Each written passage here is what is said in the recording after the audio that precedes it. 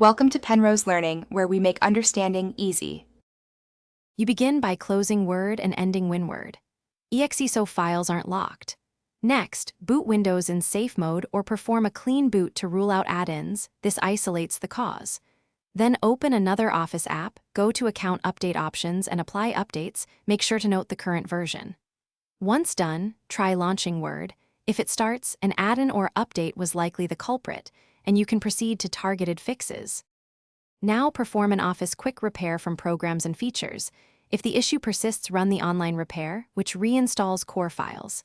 Meanwhile, open Word in safe mode, go to File Options Add-ins, choose Manage, COM add-ins and disable them, restart Word to test. If templates cause crashes, locate Normal.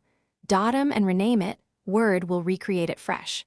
These steps fix corrupted program files, broken add-ins, and template mismatches that commonly stop Word from working.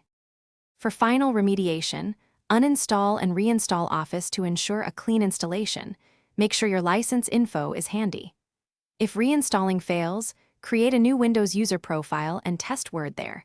This confirms whether your profile is corrupted. If Word still crashes, open Event Viewer and capture the application error details and faulting module name. These logs help support or forums pinpoint the cause. One key tip: always test after each change so you know which action resolved the problem. Thanks for watching. If this was helpful, leave a like and consider subscribing. See you next time.